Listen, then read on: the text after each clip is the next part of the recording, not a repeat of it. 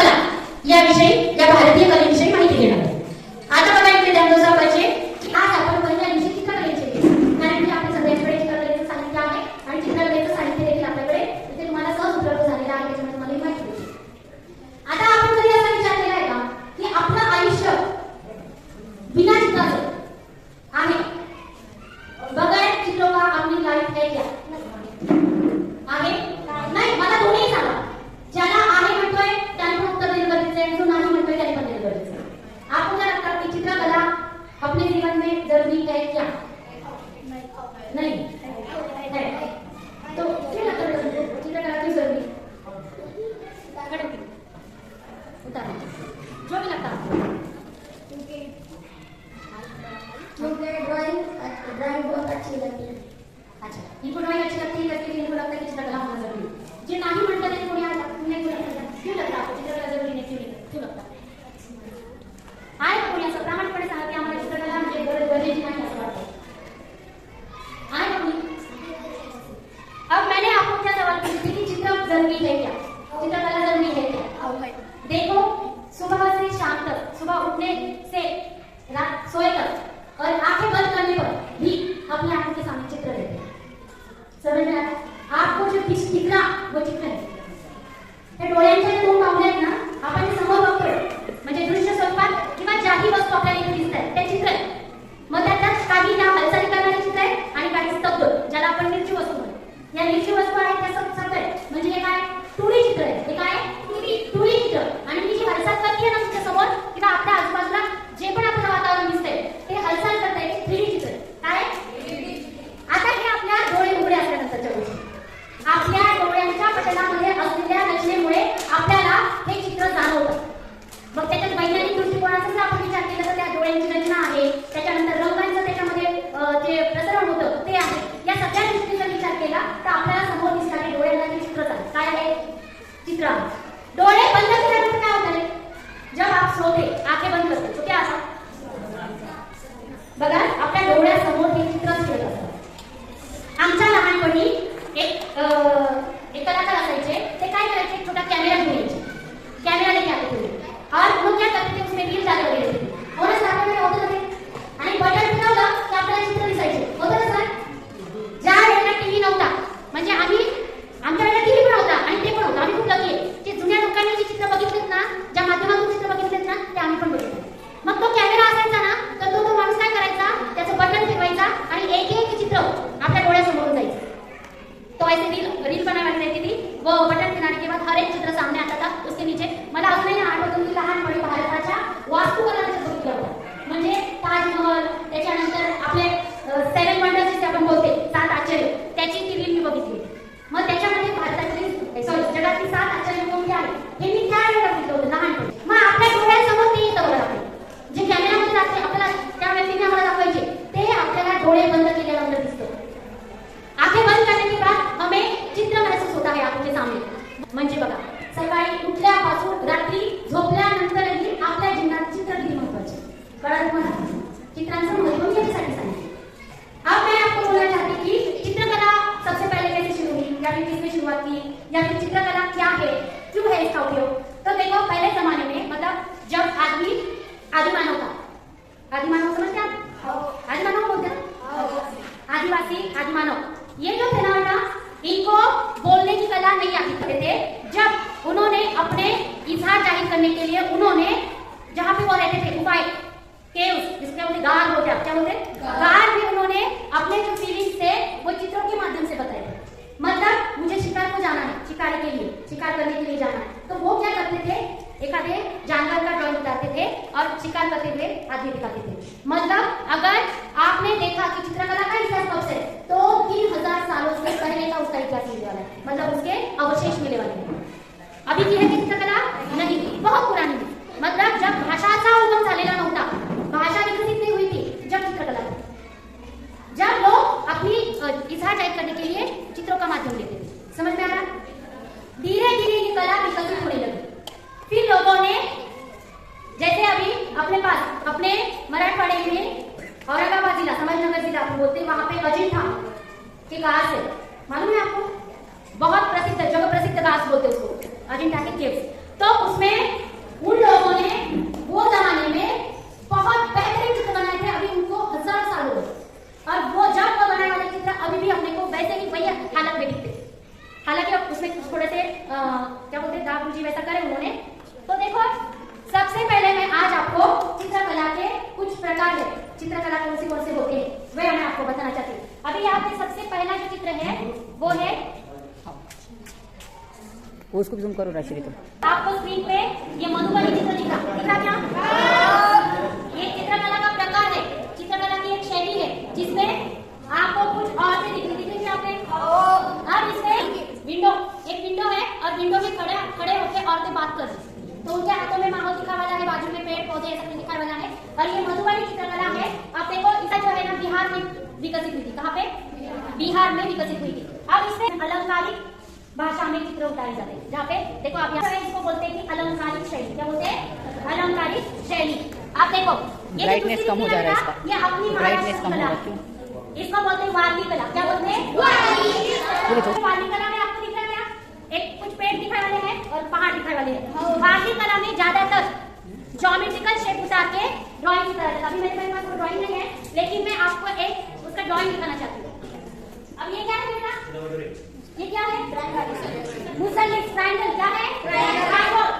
इसके ऊपर देखो मैं एक सर्कल उतार दी, देखो फिर बाद में और एक ट्रायंगल, हाँ, और फिर बाद में उसके पैर जो है ना उसको खाली लाइन में है। क्या है?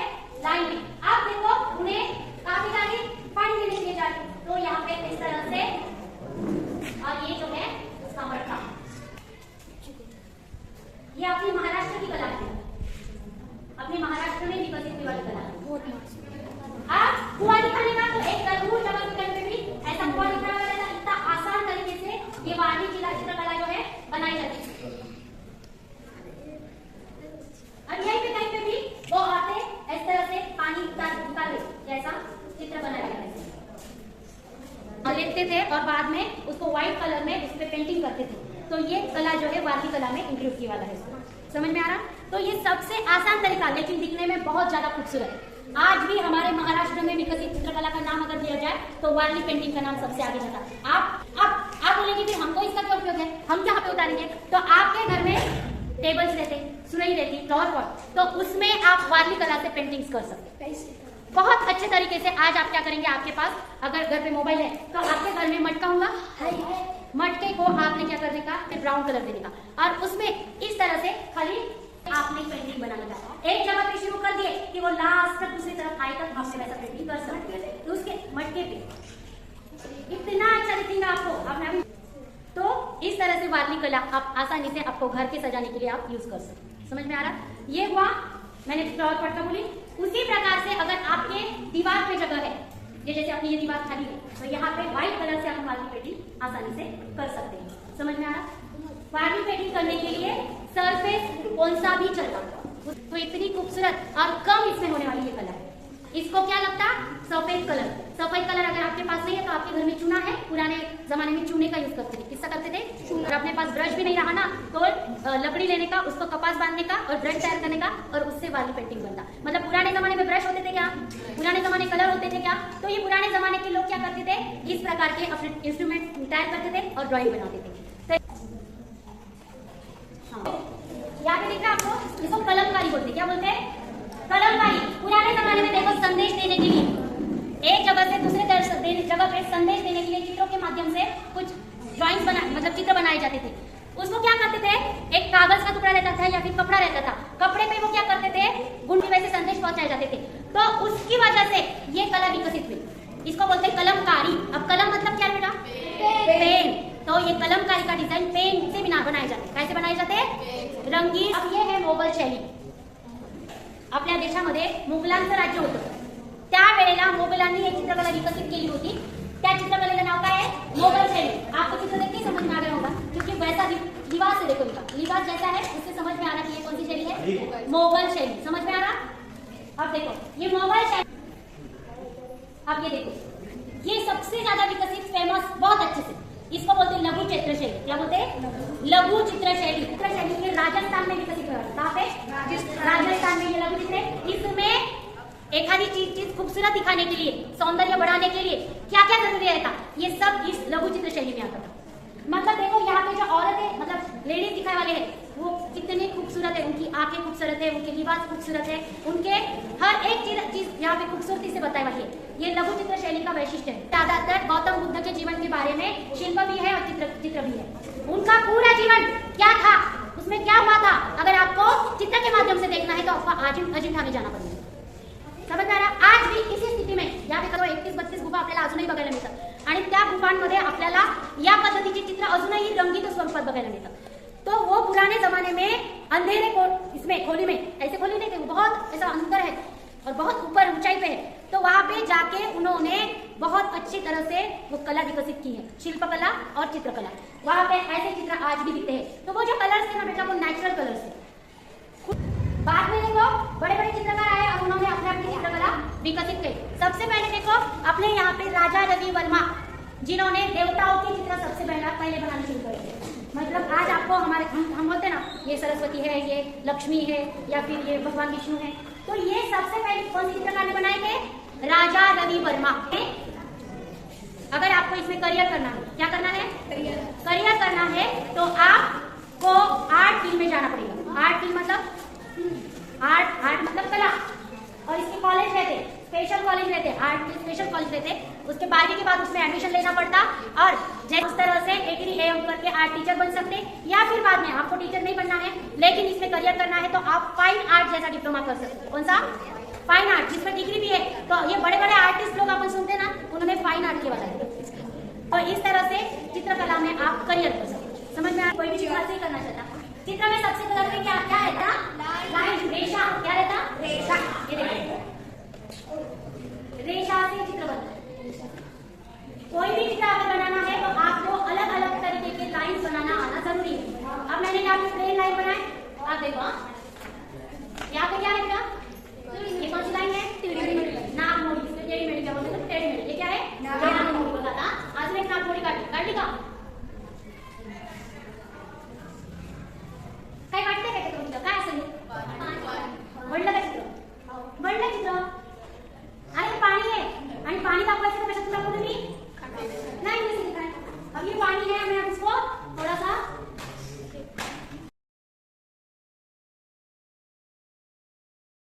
आता मी परत रेषा काढते ना, रेषा काढणार मी परत।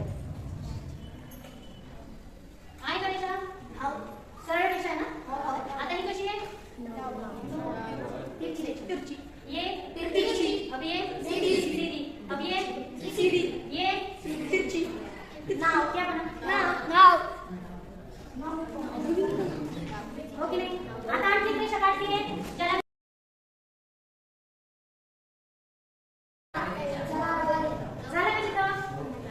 लाईनी मधून चित्र तयार होतं की नाही, हे तुम्हाला सांगायचं होतं की चित्रकलेमध्ये रेषेला खूप महत्व आहे, रेषेपासून चित्र बनतं। आता आपण जे बघितलेलंच आहे, आता हे माझं आत्ताच नाहीये, मी ज्या वेळेला